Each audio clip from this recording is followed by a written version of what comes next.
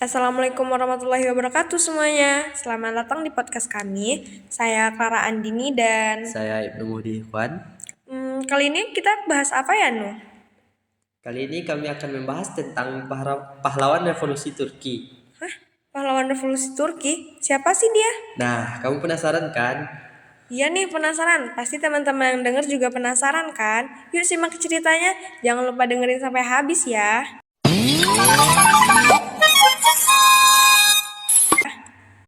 Gini nih, Klar. Pahlawan revolusi yang aku maksud tadi bernama Mustafa Kemal Atatürk. Lahir dengan nama Ali Riza Okul Mustafa pada tanggal 19 Mei 1881 di Salonika. Ayahnya bernama Ali Riza Effendi yang merupakan seorang perwira dan tukang kayu. Sementara sang ibu bernama Zubaid Hanim. Nama tengah Atatürk ini diberikan oleh guru matematikanya yang bernama Kapten Uskuplu Mustafa Effendi yang memiliki arti kedewasaan. Ngomong-ngomong tentang guru matematikanya, Mustafa Kemal ini pernah menamatkan pendidikannya di perguruan militer Ottoman Konstantinopel pada tahun 1905 setelah menempuh pendidikan selama 3 tahun. Tahu nggak sih, Mustafa Kemal ini pernah ditahan atas keterlibatannya dalam sebuah gerakan pemberontakan dan anti monarki. Namun, ia berhasil dibebaskan berkat bantuan dari mantan direktur di sekolahnya, Riza Pasha. Oh, gitu ya, Nu. Aku juga pernah denger nih, karir Atatürk dalam militer juga sangat bagus loh. Berkat keberanian dan strategi perangnya yang bagus, pada tahun 1919, Atatürk pernah mengatur pemberontakan dan mendatangi penjajahan Sevres.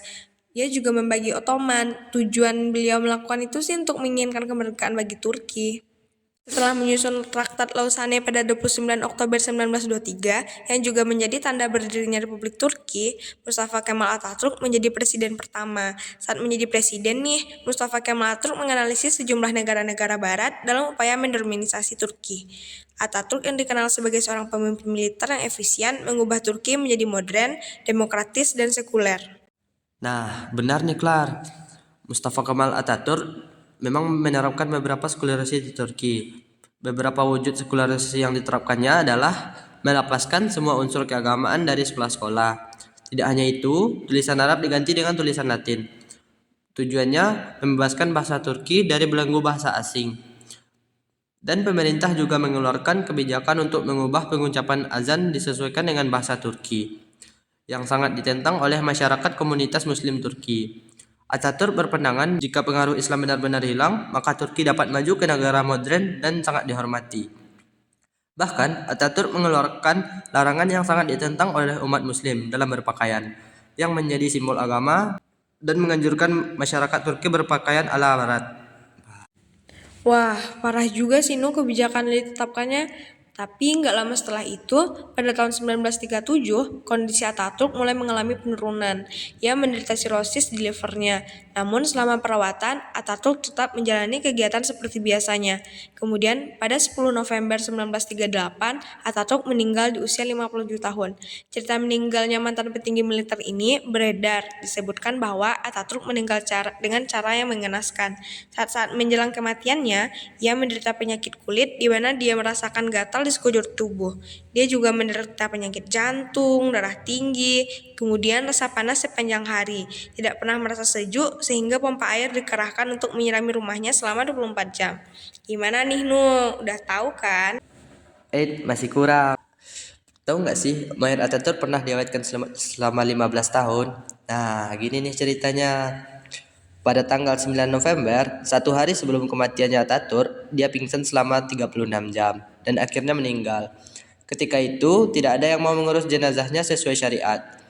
Mayatnya diawetkan selama 9 hari 9 malam, sehingga adik perempuannya Atatürk ini datang meminta ulama-ulama Turki untuk memandikan, mengkafankan dan mensolatkannya. Sewaktu mayatnya hendak ditanam, tanah tidak menerimanya dan mayatnya diawetkan sekali lagi. Lalu dimasukkan ke dalam museum yang diberi nama etnografi selama 15 tahun hingga tahun 1953. Setelah 15 tahun, mayatnya hendak dikuburkan kembali. Tapi Allah Maha Agung, bumi sekali lagi tak menerimanya. Sampai akhirnya mayat Atatürk dibawa ke satu bukit dan disimpan dalam celah-celah marmer seberat 44 ton. Dan lebih menyedihkannya lagi, banyak yang mengatakan bahwa jangankan bumi Turki, seluruh bumi Allah ini tidak akan menerimanya. Dan pada akhirnya beredarlah kabar yang mengatakan bahwa makam Mustafa Kemal Atatürk mengeluarkan bau busuk. Tapi faktanya tidak ada bukti yang menguatkan klaim tersebut. Wah, aku baru tahu sih, mayat Mustafa Kemal Atatürk pernah diawetkan selama 15 tahun, 2 kali lagi. Nah, jadi Clara sama teman-teman yang lain udah pada tahu kan cerita tentang Mustafa Kemal Atatürk ini? Menarik kan? Gimana kalau kita bahas tokoh-tokoh yang lainnya, tapi di next podcast ya. Setuju, setuju. Kalau gitu, sampai jumpa lagi di next podcast.